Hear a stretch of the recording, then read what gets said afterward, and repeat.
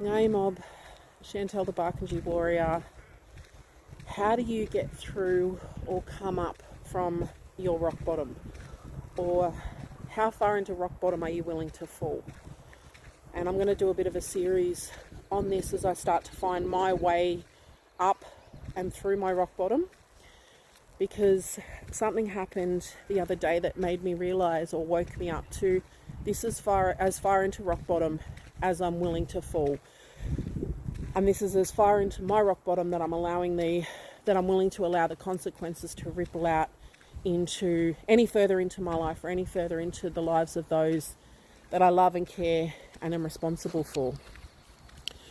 So for me, I am coming through the hardest season of my life, hands down.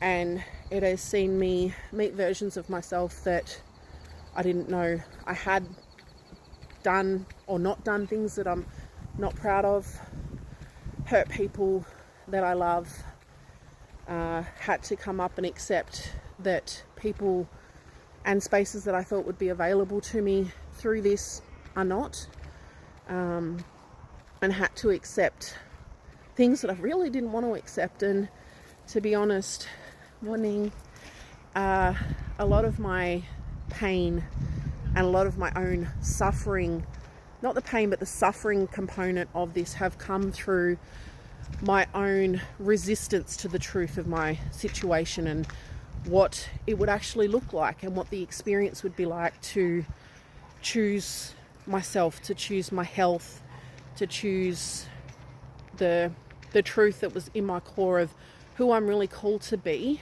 over the comfort zone of where I am. And that has meant letting go of versions of myself, letting go of dreams, versions of my life that I thought would be mine, that I thought would be my forever until my time here was done. And yet, when the truth and the pain of staying in versions of myself and in situations and spaces and relationships that no longer were for me, and I was no longer for them either, and it was doing more harm than good by staying in those spaces, and the pain of staying over the fear of the change became greater, and finally taking that step but not preparing myself or not understanding the depths of my own darkness and pain and grief, and how hard I would fight to hold on to things or to try to do versions of things. And I'm like, but if I just let go in this little way, rather than surrendering and going, I just have to completely shed and allow myself to grow, has literally taken me to the darkest places of myself that I'm very, very grateful that I'm still here. And talking to you is as much about talking to myself and processing out loud. But something happened this week that woke me up to the fact that this is my rock bottom. That having less than 2 weeks worth of income and support in my account, living week to week, almost not being able to get out of bed for the last 10 days, and my kids having to experience that alongside me, having to almost shut the doors of Killalana, letting go of the staff, including myself, because we don't currently yet have the resources we need to be sustainable in our employment and program delivery. And then in the last couple of weeks having the hardest day of my life, which really showed me what people want to be in my life, what people want to be in my experience, and experiencing a day that I thought I would never experience, and it being the hardest day of my life and still being here is everything.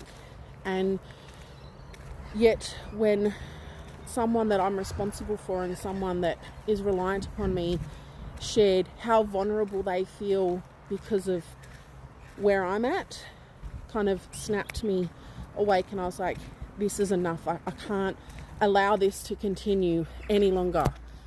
And I'm at the foothill of my next mountain. Like, I'm at the absolute bottom and looking up and going, the only way to climb this mountain, the only way to come through this valley is to no longer suffer through it, is to shift my mindset to that this is preparation for what's next.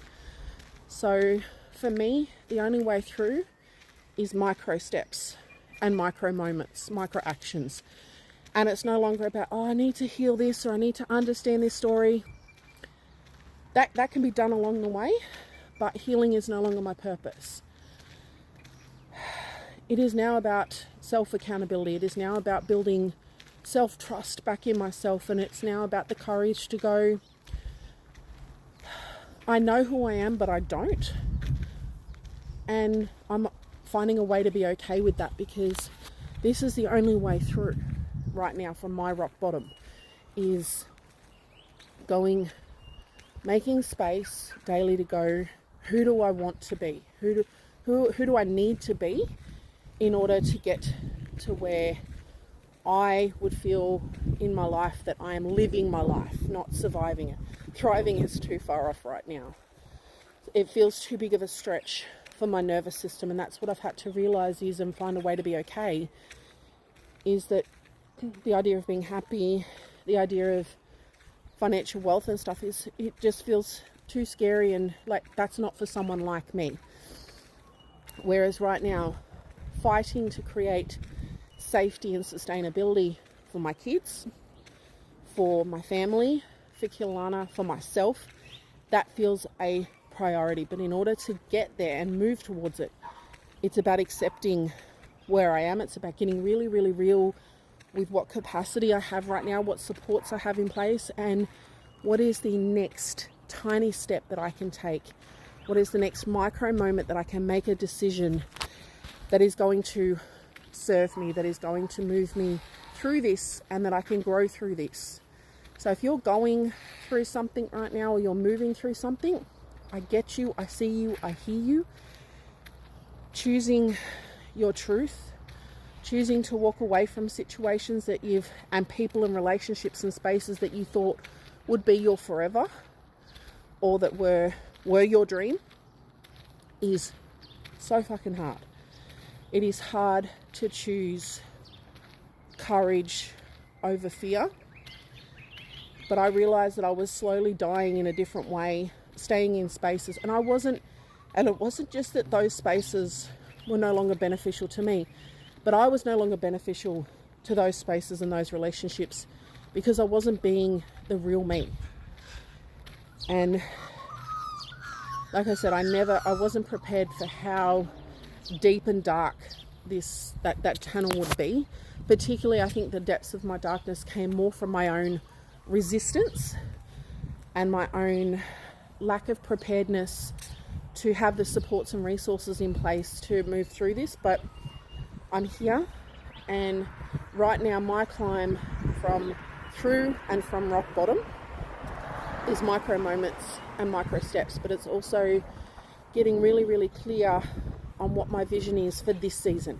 Not for the next 5 or 10 years, not putting months or days to that.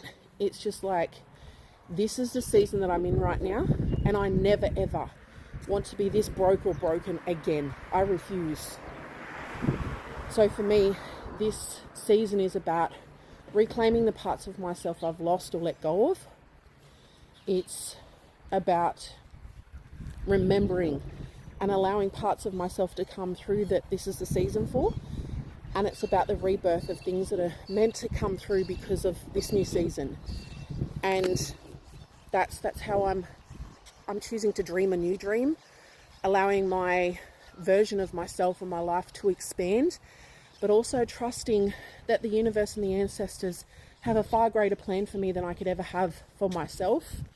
And it's trusting that if I have this vision or this calling in my life, that it's already possible, because I wouldn't be given a glimpse of these things if they weren't already available to me in the future. But meeting my future by taking decisions now with micro steps and micro moments is how I am moving out of and climbing out of my rock bottom. I hope this helps and serves you in some way.